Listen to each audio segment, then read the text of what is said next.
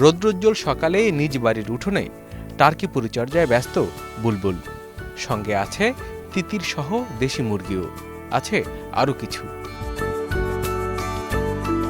খুব গোছানো আলাদা খামার তৈরি না করে ৮-১০ বাড়িতে মুরগি পালার মতো এসব পালছেন তিনি। পুরো বাড়িটাই যেন একটি খামার। খুবই অল্প পুঁজিতে শুরু করেছেন এই ব্যবসা। পুঁজি জুগিয়েছেন আমার বাড়ি আমার খামার প্রকল্প থেকে ঋণ নিয়ে। খাদ্য হিসেবে হাঁস মুরগির পাশাপাশি এসবেরও চাহিদা থাকায় ভালো লাভ পাচ্ছেন বুলবুল। স্বপ্ন দেখছেন আরও বড় কিছু করার। প্রথম ঋণ আনিয়ে আমি মুরগ কিনছি, দেশি মুরগ কিনে আমি লাভবান হয়েছি। তারপরে আমি তিতর আনছি, টার্কি আনছি, সোনালি মুরগ এবং কবুতর আছে, গরু আছে। আমি অর্থাৎ একটু একটু আগুয়া বড় হয়েছে। বুলবুল আয়বর্ধক কাজে উদ্বুদ্ধ করেছেন পাশের বাড়ির মানুষকেও। ঘরের পাশে ছোট পরিসরে গাভী পালন শুরু করেছেন তার প্রতিবেশী। ১০,০০০ টাকা ঋণ নিয়ে আঁশের ফার্ম করছে। আঁশের ফার্ম বাদে আমি গরু লইছি, এর বাদে মেরামেরি লইছিলাম, 2টা হয়েছে, 5টা। সিলেটের ওসমানীনগরের গ্রামের বাড়িগুলোতে এমন দৃশ্য এখন সচরাচরই চোখে পড়ে। গ্রামের পিছিয়ে পড়া মানুষরা ভালো থাকার লক্ষ্যে সহযোগিতা করছেন একে অপরের, বাঁধছেন জোট, গড়ে উঠছে সমিতি। সমৃদ্ধির এ যাত্রায় সামিল হচ্ছেন আরও মানুষ। ৬০ জন নিয়ে একটা দল করছিলাম, এর পরবর্তীতে আবার আমরা আরও একটা দল করছি। ওইটাতে সদস্য আছে ৩৬ জন, ৩৬ জনকে নেবে, ৩৭ জন ওইরকম হবে। ওইটাতে আস্তে আস্তে লোক বাড়তেছে।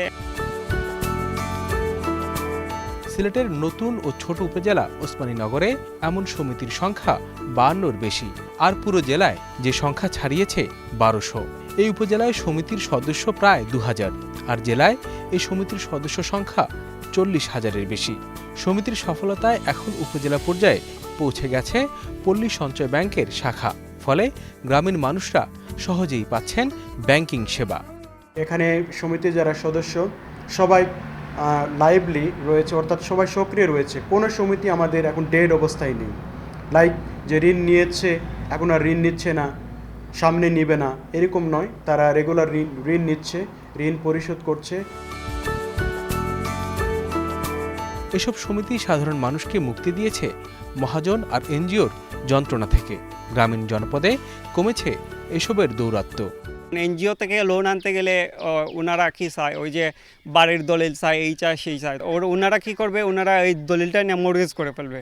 তখন অনেকে যদি ব্যবসাতে লস হয়, তখন ওনাদের মাথা গুজার যে টাইটা আছে বাড়ি, ওইটাও চলে যাবে। সরকারে যে পয়সা দিচ্ছেন একটা সহজ, আর অন্যখান তাই ঋণ আনলে বাড়িঘর সব লইয়া যায়, লাভের উপরে লাভ লয়। এর মাধ্যমে আমরা একদারা ঋণ তুলতে আমরা আগ্রহী বেশি, এখানে আমরা লাভবান হইতে পারলাম। এছাড়া আমার বাড়ি আমার খামার প্রকল্পের ঋণের আছে বাড়তি কিছু সুবিধা।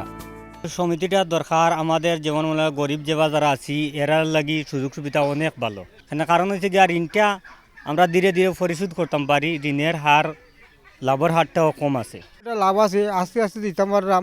একলগে টাকা পাইলাম, খরচ করলাম, আস্তে আস্তে ঋণ দিলাম। ওটাই নিয়ে আমরা খুব একটা লাভবান আছি।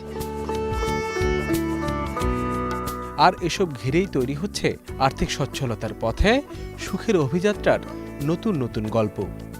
১০,০০০ টাকা দিয়ে অনেক লাভবান হইতে পারছি। আঁশের ফার্ম করছিলাম, দ্বিতীয়বার নিচ্ছি ২০,০০০ টাকা। ২০,০০০ টাকা দিয়ে গরু কিনছি, গরু কিনাত লাভবান হয়েছি। একটি গরু বেচা আরও একটার লইছি। তৃতীয়বার লইছি, লোন আনছি, আনিয়া গরু আর একটা কিনছি। কিনিয়া এখন আমার বর্তমানে গরু আছে 3টা।